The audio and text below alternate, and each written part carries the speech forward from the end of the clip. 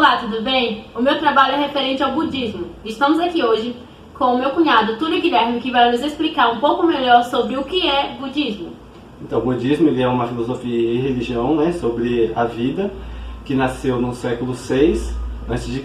por um homem chamado Siddhartha Gautama. Ele era um rei, ele era o filho de um rei, ele era um príncipe que desertou das terras dele para poder entender e estudar o budismo, para entender por que as pessoas sofriam. E nesse caminho dele andado, ele se autodeclarou Sakyamuni, que quando ele se auto-iluminou lá embaixo da árvore, meditando por muitos e muitos anos, depois de muito estudo, depois de 35 anos de estudo, mais ou menos, ele se autodeclarou o Buda original. E a partir daí ele começou a ter muitos discípulos, e aí então ele escreveu vários pergaminhos, escreveu muitos sutras, e é o que a gente segue hoje, que eu sigo hoje, é o budismo de Nichiren Daishonin, que é o Sutra de Lótus, que é o que ele escreveu. Quem foi Nichiren? Nichiren Daishonin foi um dos discípulos de Sakyamuni, ele estudou os pergaminhos que o Sakyamuni escreveu, e ele estudou todos os sutras que ele escreveu, todos os pergaminhos, e um deles que ele mais estudou foi o Sutra de Lótus.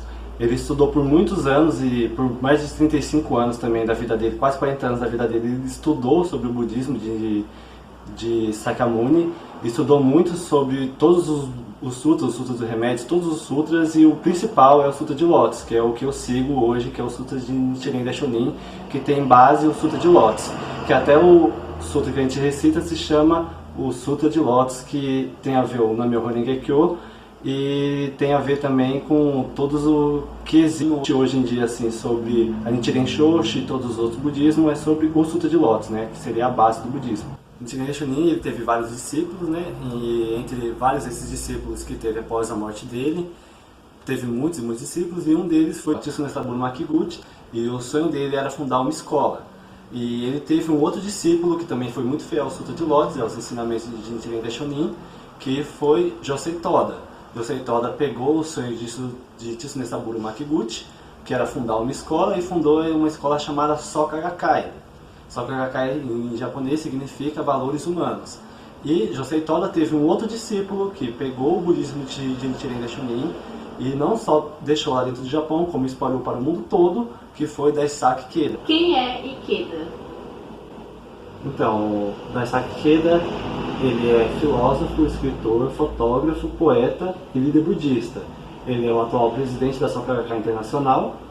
O presidente Ikeda foi ele que pegou o budismo de Nichiren Daishonin no Japão e espalhou para o mundo todo. Ele espalhou para mais de 192 países e territórios. Espalhou começando pelo Havaí, e foi se espalhando pelo mundo todo, chegando ao Brasil, e hoje todos os budismos de Nichiren Daishonin que nós temos no mundo é graças ao presidente Ikeda. Ele já ganhou muitos prêmios, muitos prêmios Nobel da Paz,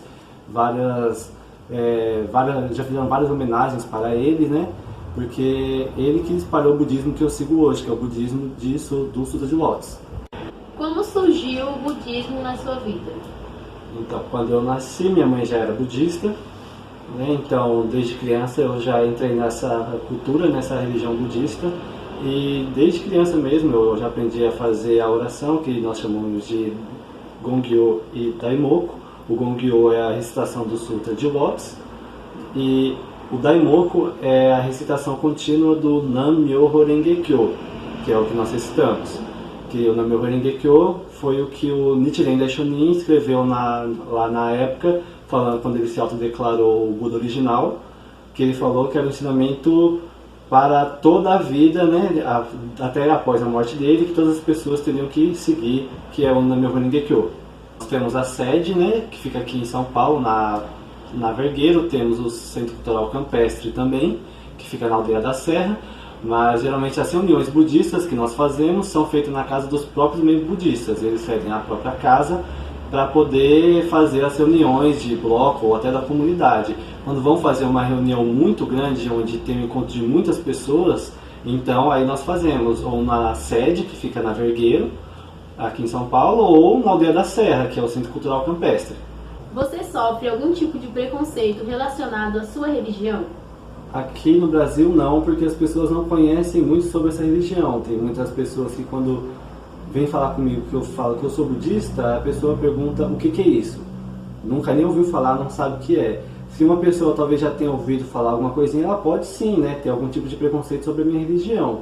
Mas na maioria das vezes, quando eu vou falar com algumas pessoas, elas nem sabem o que é budismo, nunca nem sequer ouviram essa palavra. Vamos encerrar nossa entrevista com uma leitura do meu cunhado. Então, esse é o Coletânea de Escritos, né, de Nichiren Daishonin. Aqui está muitos goshos que ele escreveu, vários sutras, né? Os goshos são as cartas que ele escreviam para o discípulo deles na época que eles passavam por muita dificuldade. E eu vou ler um trecho aqui que ele escreveu para uma mulher. Vou ler só um trechinho porque é uma carta muito grande. Para não ficar muito grande, vou pegar uma parte bem bonita aqui que fala: se um barco for manejado por um timoneiro não qualificado, ele pode tombar, e todos os que estão a bordo poderão se afogar. De maneira semelhante, mesmo que alguém possua grande força física, se carecer de forte determinação, suas habilidades serão inúteis. Nessa nação pode haver muitas pessoas sábias, mas elas não podem empregar sua sabedoria porque são governadas por líderes tolos. Por aqui, queria agradecer a minha equipe de produções e até a próxima.